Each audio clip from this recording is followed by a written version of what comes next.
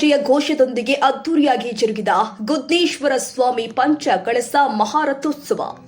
ಕುಕನೂರು ಪಟ್ಟಣದ ಗುದ್ನೇಶ್ವರ ಸ್ವಾಮಿಯ ಪಂಚ ಕಳಸ ಮಹಾರಥೋತ್ಸವ ಗುರುವಾರ ಸಾಯಂಕಾಲ 4 ಗಂಟೆಗೆ ತಾಲೂಕಿನ ಬಿನ್ನಾಳ ಬಸವೇಶ್ವರನ ನಂದಿಕೋಲ ಆಗಮನದ ನಂತರ ನೆರೆದ ಸಾವಿರಾರು ಭಕ್ತಾದಿಗಳ ಜಯ ಘೋಷದೊಂದಿಗೆ ಅದ್ದೂರಿಯಾಗಿ ನೆರವೇರಿದೆ. ಜಾತ್ರಾ ಮಹೋತ್ಸವದ ಅಂಗವಾಗಿ ಗುರುವಾರದಂದು ಬೆಳಗ್ಗೆಯಿಂದ ಗುದ್ನೇಶ್ವರ ದೇವಸ್ಥಾನದಲ್ಲಿ ವಿಶೇಷ ಪೂಜೆ, ಅಭಿಷೇಕ ಕಾರ್ಯಕ್ರಮಗಳು ಜರುಗಿದ್ವು.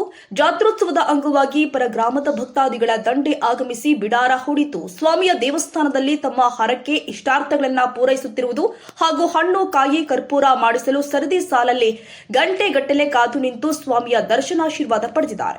ಜಾತ್ರೆಗೆ ಪರ ಸ್ಥಳಗಳಿಂದ ಭಕ್ತಾದಿಗಳು ಟ್ರ್ಯಾಕ್ಟರ್, ಟಾಟಾ ಎಸಿ, ಟಮ್ ಕಾರು, ಜೋಡೆತ್ತಿನ ಬಂಡಿ, ಆಟೋ, ಬೈಕ್ಗಳಲ್ಲಿ ಜಾತ್ರೆಗೆ ನಾ ಮುಂದು ತಾ ಮುಂದು ಅಂತ ಹೋಗುತ್ತಿರುವುದು ಕಂಡುಬಂದಿತು.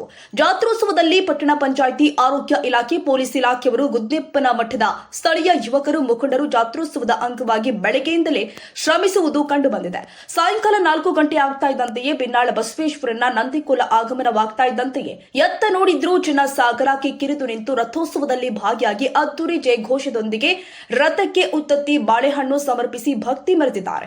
ಜಾತ್ರೋತ್ಸವದಲ್ಲಿ ಯಾವುದೇ ಅವಘಡಗಳು ಜರುಗದಂತೆ ಮುಂಜಾಗ್ರತಾ ಕ್ರಮವಾಗಿ ಕುಕನೂರು ಠಾಣೆಯ ಪಿಎಸ್ಐ ಟಿ ಗುರುರಾಜ್ ಬಿಗಿ ಪೊಲೀಸ್ ಬಂದೋಬಸ್ತ್ ನಿಯೋಜನೆಗೊಂಡಿದ್ರು. ಜಾತ್ರೋತ್ಸವದಲ್ಲಿ ವಿವಿಧ ಬಗೆಯ ಮಕ್ಕಳ ಆಟದ ಸಾಮಾನಿನ ಅಂಗಡಿ, ಬಳೆ ಅಂಗಡಿ, ಮಿಠಾಯಿ ಅಂಗಡಿ, ಜೋಕಾಲಿ, ಬಟ್ಟೆ ಬರೆ, ಜ್ಯೂಸ್, ಗೋಬಿ ಅಂಗಡಿಗಳಂತೂ ಸಾವಿರಾರು ಜನ ಕಿಕ್ಕಿರಿದು ವ್ಯಾಪಾರ ವಹಿವಾಟು ಮಾಡ್ತಾ ಇರೋದು ಕಂಡು ಬಂದಿತ್ತು. ಒಟ್ಟಾರೆ 15 ದಿನಗಳ ಕಾಲ ಗುದ್ನೇಶ್ವರ ಜಾತ್ರಾ ಮಹೋತ್ಸವ ಅದ್ದೂರಿಯಾಗಿ ನಡೆಯುತ್ತೆ. ಗುದ್ನೇಶ್ವರ ಸ್ವಾಮಿ ಮಠದ, ನೀಲಗುಂದ ಮಠದ ಪ್ರಭುಲಿಂಗ ದೇವರು ಜಾತ್ರೆಗೆ ಆಗಮಿಸುವ ಲಕ್ಷಾಂತರ ಭಕ್ತಾದಿಗಳಿಗೆ ಪ್ರತಿ ವರ್ಷ ಅನ್ನ ಸಂತರ್ಪಣೆ ಮಾಡ್ತಾ ಇರುವುದು ವಿಶೇಷವಾಗಿದ್ದು, ಪ್ರತಿಯೊಬ್ಬ ಭಕ್ತಾದಿಗಳು ಪ್ರಭುಲಿಂಗ ದೇವರ ದರ್ಶನ ಆಶೀರ್ವಾದ ಪಡೆದು ಪುನೀತರಾಗುವುದು ಕಂಡುಬಂದಿದೆ.